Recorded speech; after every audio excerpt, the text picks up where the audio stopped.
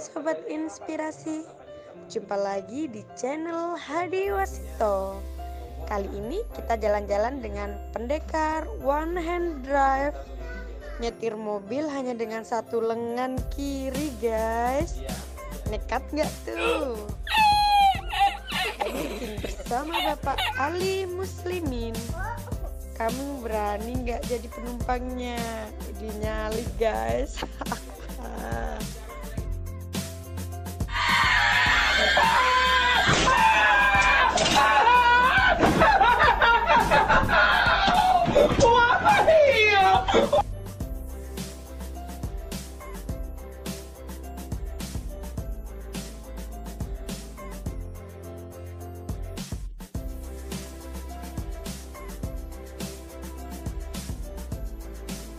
Nyetir mobil hanya dengan satu lengan kiri, guys. Nekat nggak tuh? Amazing bersama Bapak Ali Muslimin. Kamu berani nggak jadi penumpangnya? Dinyali, guys.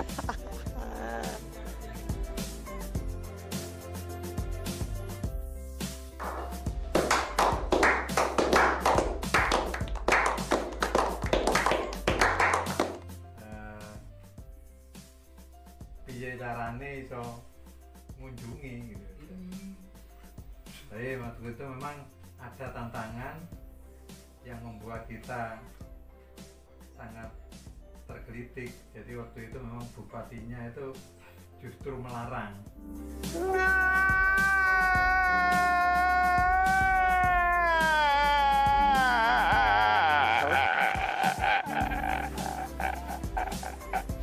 Jiwa tatwa masih itu, Pak. Jadi penderitaanmu adalah penderitaanku.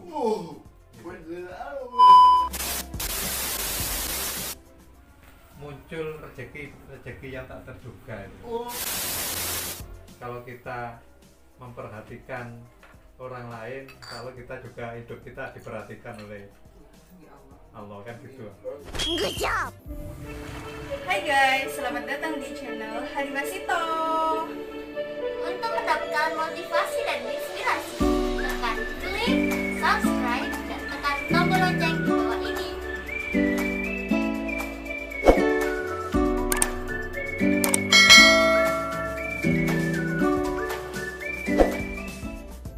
Dan pada kesempatan ini bukan sekedar jalan-jalan, tapi juga kegiatan sosial mengantar pasien katarak ke rumah sakit di Gresik. Prosesnya super kilat, guys. Juga nyetirnya Lumajang Gresik pulang pergi bisa cuma sehari. Belum lagi sepulang dari luar kota masih dilanjutkan kegiatan lainnya. Gila, nggak gue kesel. Setrumnya jos pakai power bank kali ya.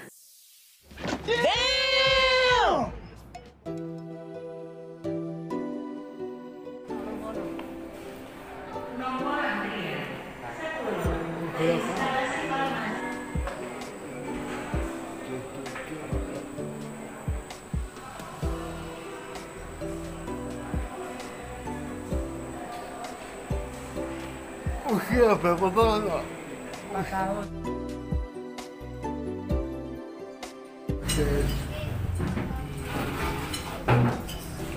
Dua hari. Lah operasi. Oh, Kamar 1 hari dari malam. oh, Lumajang, Surabaya. oh, boleh. Saya Yadin, kami dari anggota grup Gardu Sejiwa, Gerakan Terpadu Kesehatan Jiwa di Kecamatan Pronojiwo. Terkait untuk siang hari ini kami akan sedikit bercerita terkait dengan adik Fatima. Adik Fatima ini beliau terkena PJB. Alhamdulillah kami setelah ketemu sama AFS dari Adventure Maklar Surga yang dikembangkan oleh Ibu Niken, kami berkoordinasi dengan beliau sehingga ada tindak lanjut sekitar menjalani operasi di Rumah Sakit Jakarta, yaitu Jakarta Heart Center. Itu pelaksanaan operasinya sekitar 4 atau 6 bulan yang lalu. Setelah operasi, alhamdulillah perkembangannya membaik. Adik Fatimah sudah mulai bisa berjalan, kakinya sudah mulai kuat, aktivitasnya bisa kembali normal. Yang sebelumnya adik Fatimah ini hanya tiduran saja. Setelah operasi jantung di Jakarta selesai, kami kemudian jauh dapat link lagi, dapat informasi lagi terkait dengan katarak adik Fatimah. Setelah menjalani pemeriksaan di Kabupaten Lumajang atas rekomendasi dari beliau, dari PPDI Kabupaten Lumajang, beliau punya link, punya hubungan, beliau merekomendasikan untuk pelaksanaan operasi katarak ini dilaksanakan di Gresik. Untuk pelaksanaan di Gresik, kami mohon maaf hanya bisa mengawal dari Pronojiwo sampai ke Lumajang. Sementara waktu dari Lumajang kota untuk menuju ke Rumah Sakit Gresik selama operasi maupun kontrol, semuanya pendampingan, yang mendampingi adalah saudara-saudara kami dari PPDI.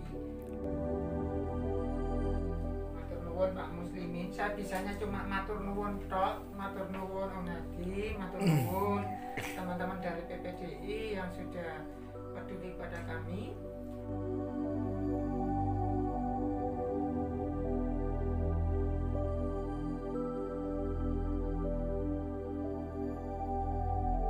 Dan tak lupa untuk adik Fatimah, khusus untuk kasus adik Fatimah, kami ingin menyampaikan terima kasih untuk semua pihak, baik dari desa, Pak Kades, Kaswa, kemudian AMS, Uniken bersama tim, matur nuwun untuk operasi kataraknya.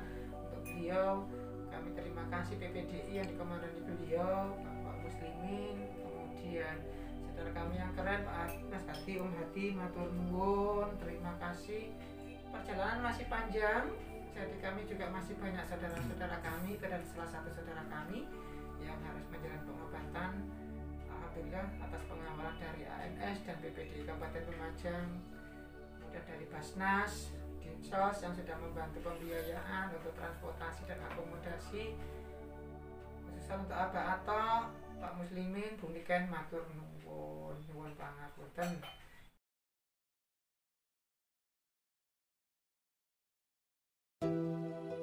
Memang karena yang satu-satunya dokter yang sanggup ini mintanya di Gresik. Sebenarnya ada yang biasa kita minta tolong, yaitu ke Dr. Armanto, yang memang pertama kali kita mengenal beliau dalam rangka acara bakti sosial.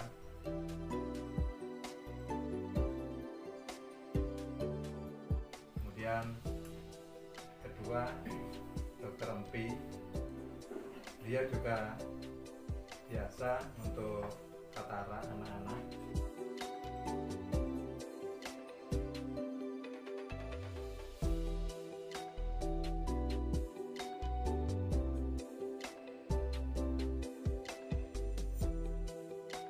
Tapi beliaunya maunya setelah COVID-19 aman. Jadi itu perkiraan mungkin sekitar bulan 12 itu prediksinya kalau tidak meleset. Akan tetapi melihat kondisi Fatimah yang sudah berumur sudah 4 tahun, ini kita khawatir ada keterlambatan penanganan. I am the one, the way your son don't need a gun to get.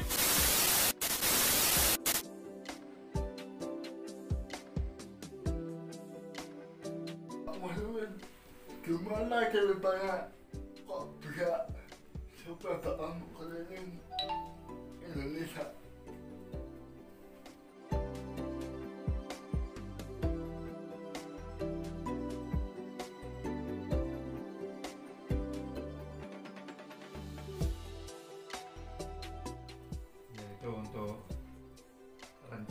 awal memang karena alumni di RC Solo itu kan dari berbagai belahan Indonesia. Jadi waktu itu ingin berkunjung ke masing-masing teman-teman itu piye carane iso mengunjungi gitu. Jadi waktu itu memang ada tantangan yang membuat kita sangat tergelitik. Jadi waktu itu memang bupatinya itu justru melarang. No, God! Karena dari kondisi kita yang disabilitas. Apa lo? Sepeda ontel. Sepeda. Iya, pakai sepeda ontel. Oh. Jadi memang justru waktu itu dari bupati tidak mengizinkan waktu zaman Pak Karsid. Padahal kita cuma minta rekom. Oh. Akhirnya kita melalui waktu itu YPOC, Yayasan Pembina Olahraga Cacat. Nah, kita minta rekom dari sana, kemudian dari YPOC pusat malah kita dianjurkan ke Kementerian Pemuda dan Olahraga.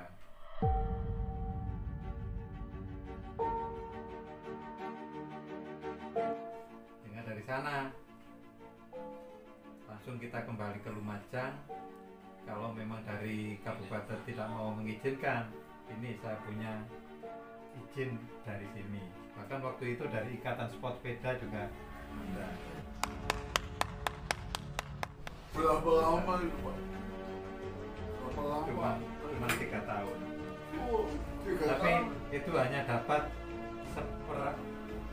separuh dari Indonesia. Jadi cuma keliling Kemana? Jawa, Jawa. Sumatera dan Kalimantan. Selain Kalimantan Timur. Oh. Jadi tinggal Kalimantan Timur waktu itu pas menjelang Lebaran. Jadi kita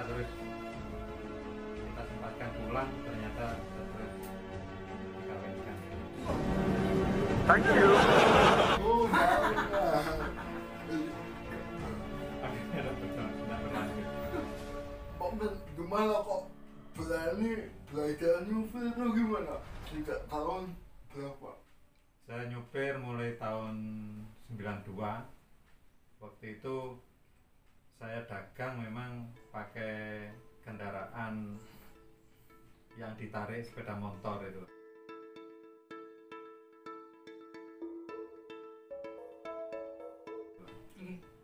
Nah, di situ muncul undang-undang baru, katanya kalau narik kendaraan itu harus tidak boleh melebihi spion, harus kelihatan baik samping kanan kiri ataupun atas. Jadi saya pikir sangat sulit. Kebetulan ada juga kendaraan waktu itu yang sangat murah, jadi tidak ada 1 juta harganya, mobil cedul. Jadi tidak pakai mesin tidak pakai oli mesin, tapi cukup oli samping saja. Ya, belajarnya apa ya Pak? Belajar. Kita belajar dengan teman sesama disabilitas juga yang punya tangan satu, jadi Mas Ali. Jadi memang kalau belajar sama orang lain mungkin agak takut.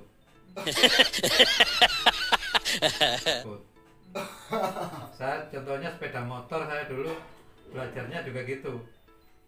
Cuman orang tua ngasih wis iki gase, iki rime, pas nelengi iki, gitu aja. Sehingga terus kita belajar sendiri.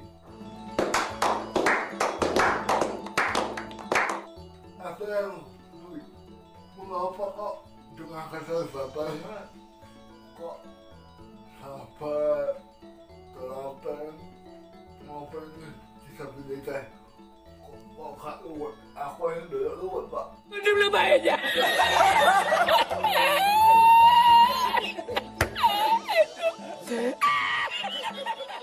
Sombong amat. Gimana tuh Pak? Semua itu mungkin karena memang hobi. Saya dari usia bujang lulus dari RC Surakarta waktu terus melanjutkan SMA. Nah di situ memang diajari untuk mempunyai jiwa tatwamasi itu Pak. Jadi penderitaanmu adalah penderitaanku. Oh, Gitu. beneran.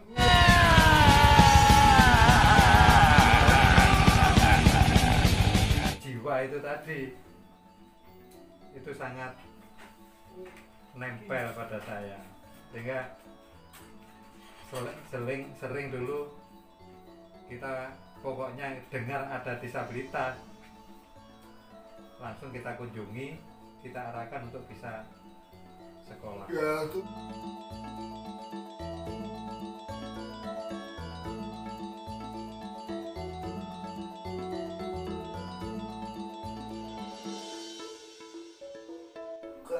Pak, katanya dulu pernah terpuruk ekonomi. Gimana cara bangkit? Saya dulu terpuruk memang pernah pas setelah moneter itu Pak, mungkin. Oh, Jadi bahkan waktu itu saya mempunyai pemikiran belakang hari saya akan sulit mempunyai rumah, karena waktu itu sudah tidak punya apa-apa, baik kendaraan maupun rumah. Itu hutang masih ratusan juta, oh, tahun berapa tuh Pak? antara 97 Pak. Oh, Ya, mungkin kalau sekarang kan MM-an udah. Surprise, motherfucker. Sehingga waktu itu saya sempatkan untuk kumpul dengan teman-teman disabilitas. Waktu itu yang ada Pertuni, Satuan Tunanetra. Di sana tujuan kita untuk refreshing. Jadi karena kalau dengan mereka kita masih bisa bersyukur. Jadi untuk refreshing, tapi ternyata muncul rezeki yang tak terduga. oh, dari situ ketika perhatian terhadap disabilitas muncul, Iya, saya merasa sudah dibayar. oh, keberkahan. Iya, saya sekarang sudah punya rumah, banyak kendaraan. Ya maaf, bukan Iya, pameran loh, tapi ini untuk sekedar motivasi ya. Jadi, jadi Pertuni membawa keberkahan. Ya, Pertuni alhamdulillah ada. seperti itu. Iya. Jadi waktu itu memang saya ke salah satu teman disabilitas, terus di sana kan biasa kumpul dengan satu keluarga gini, tanya apa pekerjaannya, apa yang bisa dilakukan. Setelah tahu kita bisa produksi ini, ternyata kok mempercayakan, langsung pesen, jadi langsung ngasih uang 35 juta waktu itu. Bangsa itu ya. Jadi padahal waktu itu saya mau pinjam ke bank sudah backlist, ada kredit murah di desa, saya tidak bisa ngajukan, padahal di situ katanya tanpa agunan. Jadi kenyataannya juga berapapun tidak dikasih. No, God! No, God, please, no! No! No! Jadi, nah itu alhamdulillah awal kita modal itu dari saudaranya teman disabilitas ini. Oh, jadi disabilitas cara Pertuni mendapat jalan rezeki. Jadi itu bagaimana Pak? Pertuni kepercayaan itu ya Pak? Iya, makanya uang itu tadi. Terus akhirnya kita mesin ini langsung dibeli orang 2 kali lipat harga, pesan lagi. Kemudian pokoknya banyak rezeki yang tak terduga. Ada yang orang nawarkan juga, padahal bukan bidang kita, mesin packing itu harga saya mau dengan harga 10 tapi kredit karena belum punya uang. Bener ini sudah produksi tapi uangnya orang kan gitu. Nah, ternyata di situ saya cuma bayar 1 juta untuk DP. Ada barang kita bawa belum turun dari mobil sudah dibeli 16,5 kontan.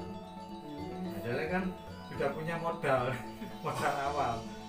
Jadi di samping uangnya kepercayaan tadi, yang jelas lebaran sudah harus kembali kan gitu. Allah berapa kok?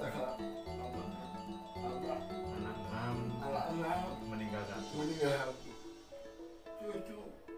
Cucu baru 2.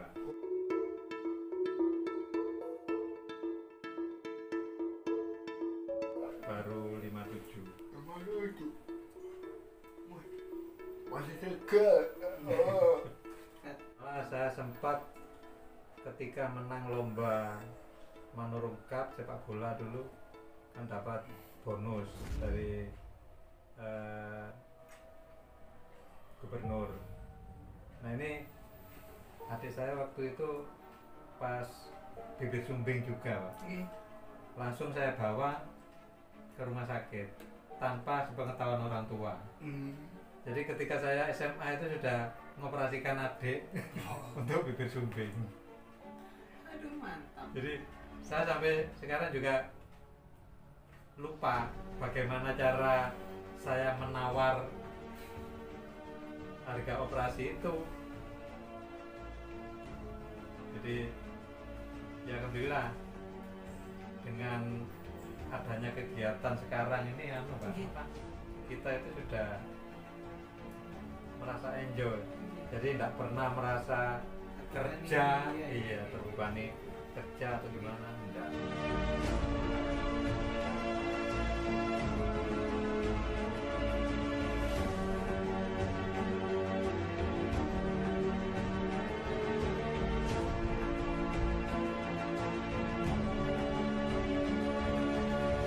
Tapi saya lebih yakin lagi, kata ada artis itu yang mengatakan kalau kita memperhatikan orang lain, kalau kita juga hidup kita diperhatikan oleh Allah kan gitu.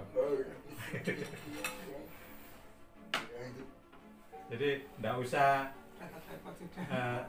pusing untuk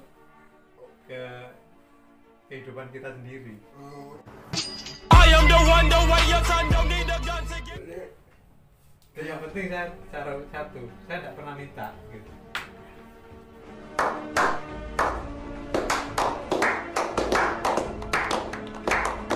Kemuliaan seseorang bukan dilihat dari bentuk fisiknya, tapi seberapa besar manfaat yang kita berikan untuk orang lain. Semangat guys, ayo saling peduli. Untuk mendapatkan motivasi dan inspirasi, tekan klik subscribe